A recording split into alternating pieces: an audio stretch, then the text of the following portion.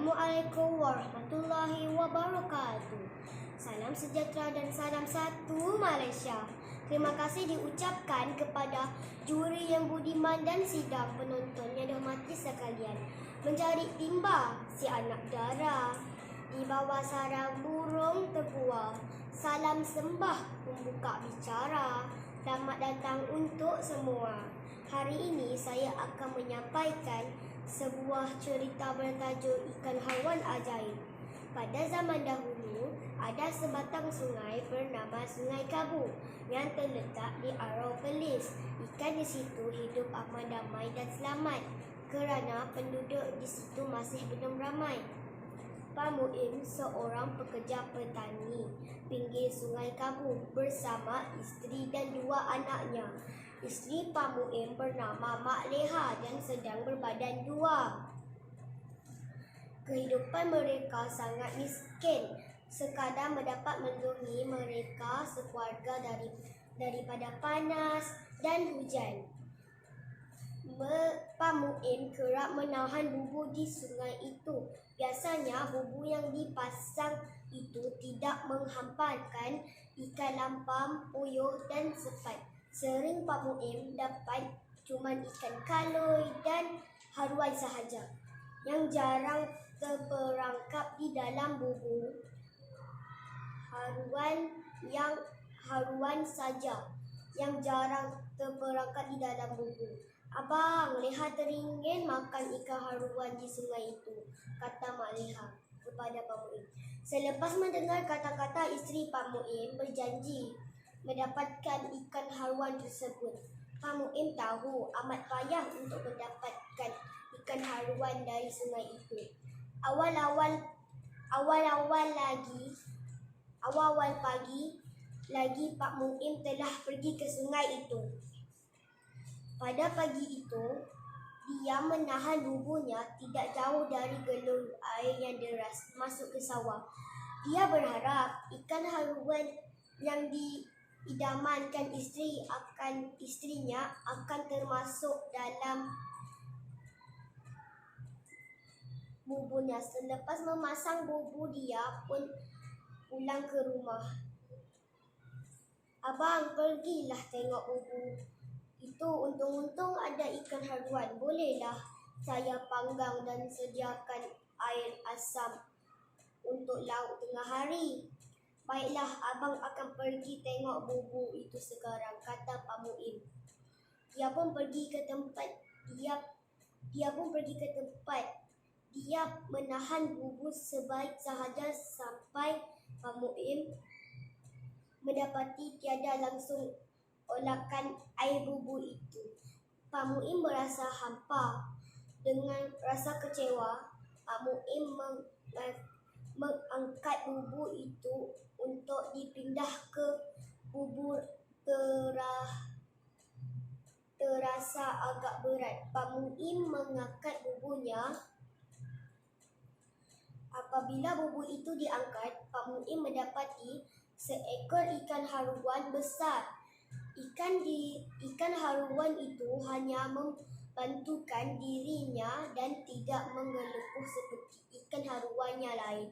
Syukur tercapai jugalah impian Leha untuk menikmati ikan haruan panggang, kata Pak Muim sendirian.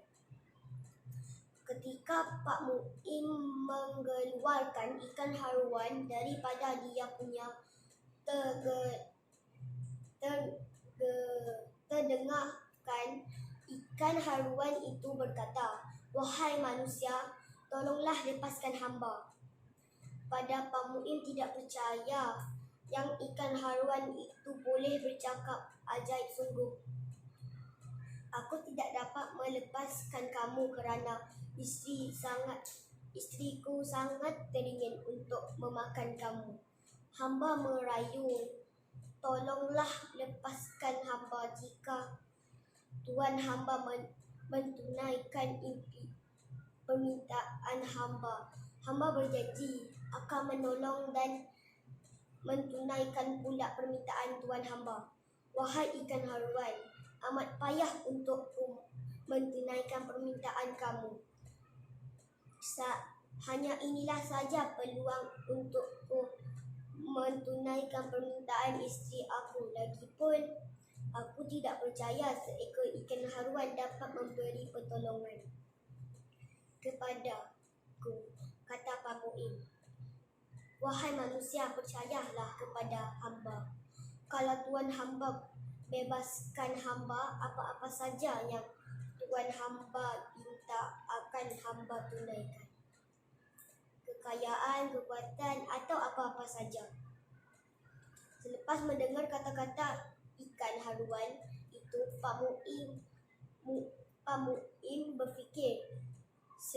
Sejak Pak Muim sebenarnya sudah lama miskin. Jika betullah ikan haruan itu dapat memberikan kekayaan hidup, alangkah. Tetapi aku mesti berbincang dengan isteriku dahulu. Dia mengidam untuk memakan kamu. Aku hanya akan melepaskan kamu sekiranya dia bersetuju, kata Pak Muim. Terserah kepada Tuan hamba. Cuma satu yang hamba ingin kabarkan, peluang ini hanya datang sekali sahaja, balas ikan haruan ajaib itu. Tiba di rumah, Pak Muim